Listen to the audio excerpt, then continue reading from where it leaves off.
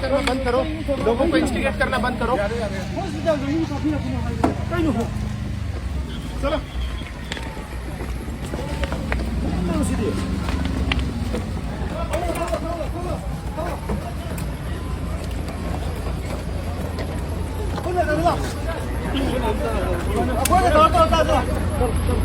si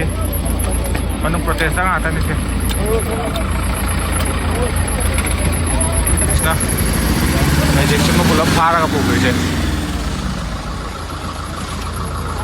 protesta nga ata ni siya protesta na pingatan para ka po siya kaya manung da karim sayaw rin protestar kay garib sa nga ni sina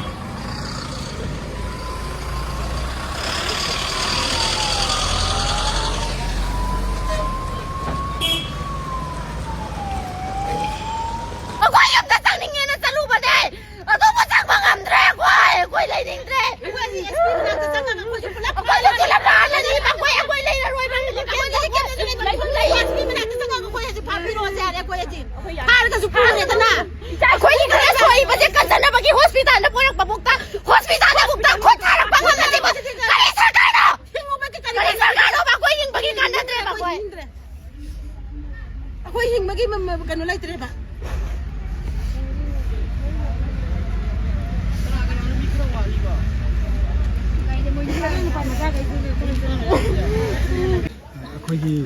ꯁꯒꯣꯜꯃꯥꯡꯅ ꯀꯣꯜꯂꯤꯁꯦ ꯌꯥꯝ ꯆꯥꯎꯕ ꯃꯐꯝꯅꯤ ꯁꯒꯣꯜꯃꯥꯡ CICꯁꯤꯅ ꯑꯗꯨꯅ ꯑꯩꯈꯣꯏꯒꯤ ꯁꯤꯗꯗꯤ ꯂꯥꯛꯏꯁꯤꯗꯤ OPDꯒꯤ ꯄꯦꯁꯦꯟꯁꯨ ꯂꯩ ꯑꯗꯨꯒ ꯏꯟ patient ꯑꯣꯏꯅꯁꯨ ꯂꯩꯕ ꯄꯦꯁꯦꯟ ꯑꯗꯨꯝ ꯌꯥꯎꯔꯤꯅꯤ ꯑꯗꯨꯅ ꯉꯁꯤ ꯑꯩꯈꯣꯏꯒꯤ ꯂꯥꯛꯄꯁꯤꯗ ꯃꯦꯟꯇꯦꯜ ꯏꯁꯨ ꯂꯩꯔꯒ ꯂꯥꯛꯄꯁꯨ ꯌꯥꯎꯏ ꯐꯤꯚꯔ ꯇꯧꯔꯒ ꯂꯥꯛꯄꯁꯨ ꯌꯥꯎꯏ ꯑꯁꯣꯛ ꯑꯄꯟ ꯇꯧꯔꯒ ꯂꯥꯛꯄꯁꯨ ꯌꯥꯎꯏ ꯑꯗꯨꯅ ꯗꯣꯂꯥꯏ ꯊꯥꯕꯤꯗ ꯉꯁꯤ ꯌꯥꯝꯅ ꯑꯩꯈꯣꯏꯒꯤ ꯅꯨꯡꯉꯥꯏꯇꯕ ꯊꯧꯗꯣꯛ ꯊꯣꯛꯄꯁꯤꯗ ꯑꯩꯈꯣꯏꯒꯤ ꯁꯤꯒꯤ ꯑꯅꯥꯕ ꯑꯣꯜꯔꯦꯗꯤ ꯍꯧꯖꯤꯛꯀꯤ ꯊꯧꯗꯣꯛꯁꯤꯗ ꯁꯣꯛꯄ ꯑꯁꯣꯛ ꯑꯄꯟ ꯌꯥꯎꯔꯕ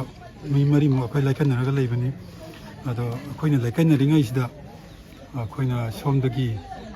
ꯁꯣꯝ ꯅꯥꯀꯟꯗꯒꯤ ꯇꯤꯌꯔ ꯒ꯭ꯌꯥꯁꯀ ꯀꯥꯞꯄꯛꯄ ꯍꯣꯁꯄꯤꯇꯥꯜꯁꯤꯗ ꯇꯥꯁꯜꯂꯛꯄꯒꯤ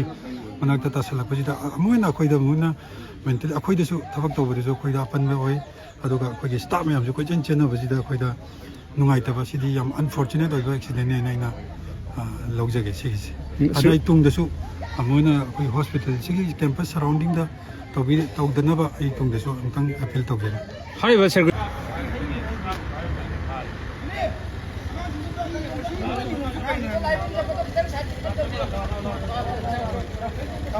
మనం చీలిపి గరి మధ్య అహల్ లందం హాకారని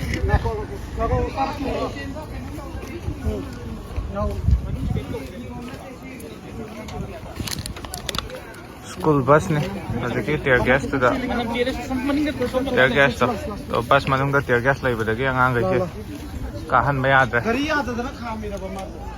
गाड़ी से याददना खाम और माले छात्र मैम यावरगा द टियर गैस से तारे तो अंगांग मैम यावरिङैदने टियर गैस मनुंग दो बस मनुंग दा टियर गैस मनम लैबगी जे अंगांग गैसे काबा ngamददना लैरे